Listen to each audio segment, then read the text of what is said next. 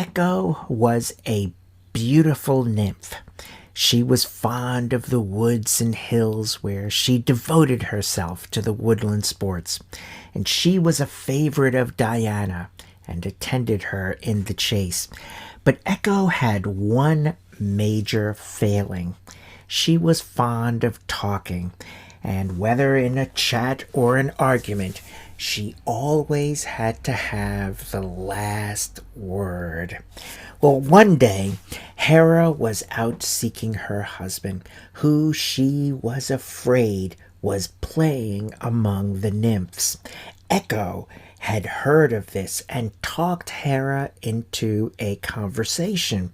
The conversation distracted Hera long enough for the nymphs and her husband to escape.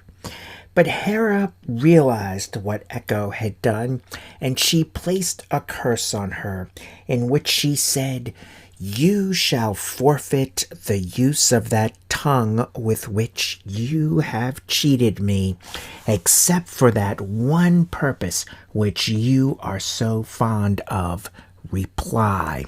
You shall have the last word, but no power to speak the first." Thus, this beautiful nymph, Echo, who had fallen from grace and just was devastated by this news, began to retreat to the lonely parts of the woods and the forest. And so she happened one day upon Narcissus, who was this beautiful young man. Everyone thought he was just the most handsome guy, and everybody fell in love with him as soon as they saw him. And the same thing happened to poor Echo, and she wished she could say something to him to tell him how much she loved him. And so she had to wait and be patient for him to speak first. One day, while he was by himself, separated from the companions, he could feel the eyes of this being bearing upon him, and he shouted aloud, "Who's there?" And sure enough, Echo replied, "There!" And he looked around, but seeing no one, he said, "Come." And of course, Echo replied, "Come." And as no one came, Narcissus asked, "Why do you shun me?" Echo asked the same question. "Why do you shun me?" And finally, Narcissus said, "Let us join one another." The maid answered with all her heart in the same words, "Let us join one another," and hastened to the spot, ready to throw her arms about his neck and kiss him, when he stood back, saying, "Hands off! I would rather die than you should have me."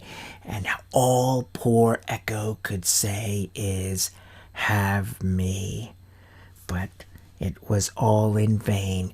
He left her, and she went to hide again in the blushes and the recesses of the woods.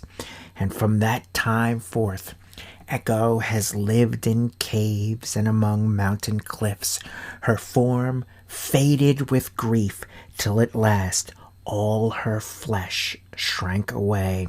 Her bones were changed into rocks, and there was nothing left of her but her voice, with which she is still ready to reply to anyone who calls her, and keeps up her old habit of having the last word. But Narcissus's cruelty in this case was not the only time he had done that. He shunned all the rest of the nymphs, just as he had done poor Echo. One day, a maiden who had in vain endeavored to attract him uttered a prayer that he might some day or other feel what it was to love and meet no return of affection. The avenging goddess heard the prayer and granted it.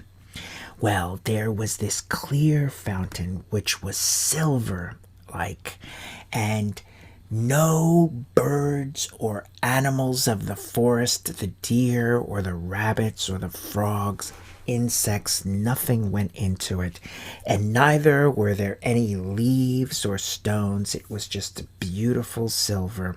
Shepherds didn't go there at all. Narcissus once again by himself sees the pond and becomes thirsty. He bends down above the pond, and for the first time in his life, Narcissus sees what he looks like. And he, just like everybody else, falls in love with himself, his perfection, his hair, his eyes, his teeth, his lips. And he sits there, staring at his figure in the pond, and if his tears fell into the water and disturbed the image as he saw it depart, he would say, "Stay, please, let me at least gaze on you, even if I cannot touch you." And with this and much more of the same, he cherished the flame that consumed him, so that by degrees he lost his color, his vigor, and the beauty which formerly had so charmed the nymph Echo. He pined away and died. The nymphs mourned for him, especially the water nymphs, and when they smote their breasts, Echo did too. And they prepared a funeral pile and would have burned the body, but it was nowhere to be found. Instead, in its place, a flower, purple within and surrounded by white leaves, which bears the name and preserves the memory of Narcissus.